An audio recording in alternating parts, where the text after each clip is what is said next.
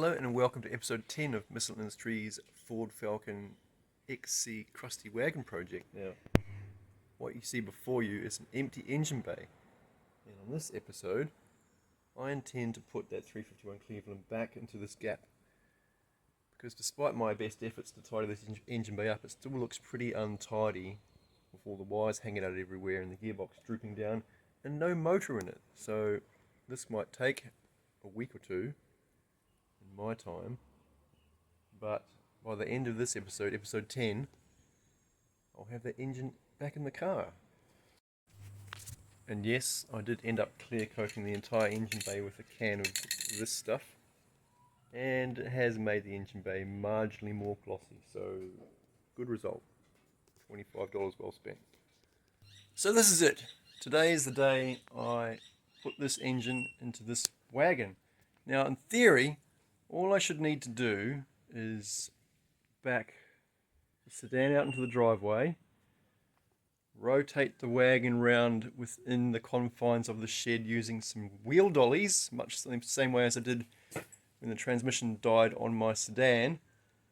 Now the wagon is slightly longer, but I have the bumper and the front end off this car, so hopefully I can still turn it around in its own length inside this shed.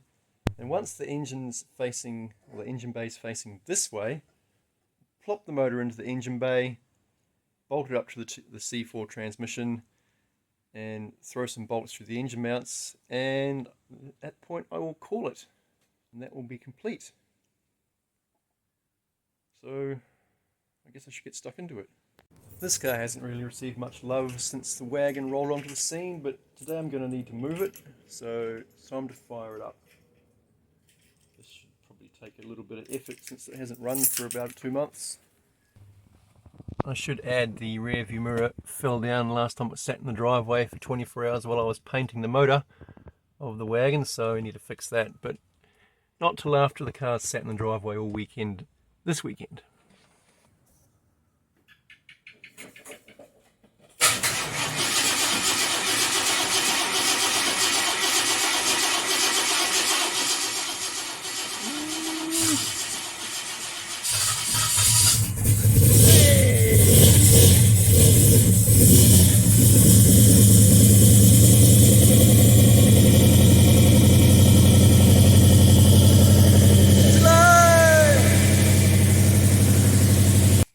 Okay, the dollies are in place, the tyres have air in them, and the day is not getting any cooler, so I'm going to try and turn this car around inside the garage.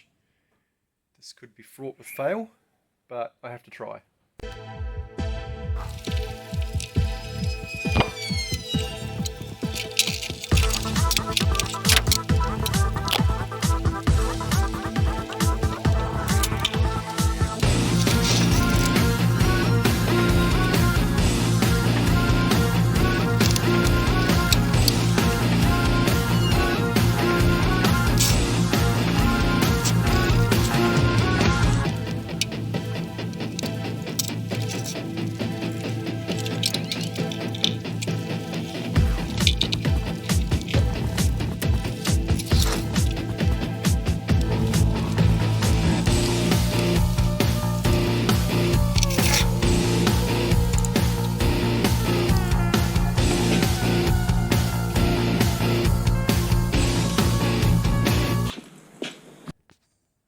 Wow, that actually went surprisingly well.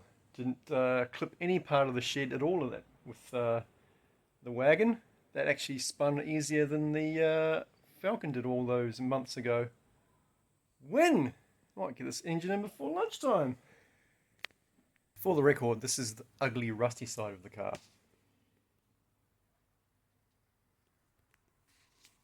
Consider before I go slinging this engine back in the engine bay is I still don't have a starter motor. Now, I have an XA starter motor from a 302 somewhere in this shed, in amongst all my other starter motors, so I'm going to go quickly through my collection and see if I can find it. I'm not even sure it's going to be the right style for this era of car, to be honest. All BMW starter motors. Damn it.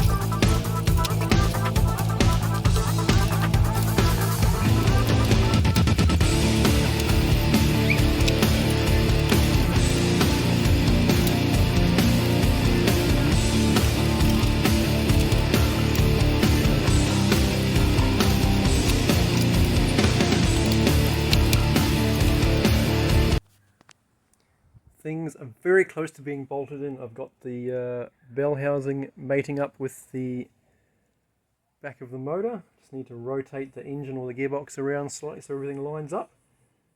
I can start throwing in bell housing bolts. But for the time being, it's coffee time.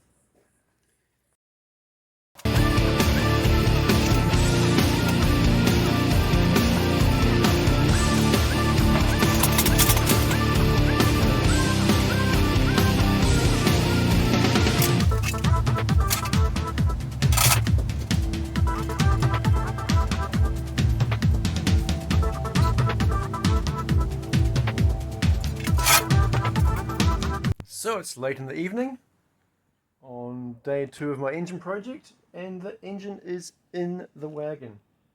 Now, I bought a set of torque converter bolts, rather torque converter nuts, and a set of bell housing bolts right at the start of this project when I sold that GS grill. I've been sitting on those up until today, and now it's time to put those torque converter nuts onto the torque converter and wrap this episode up.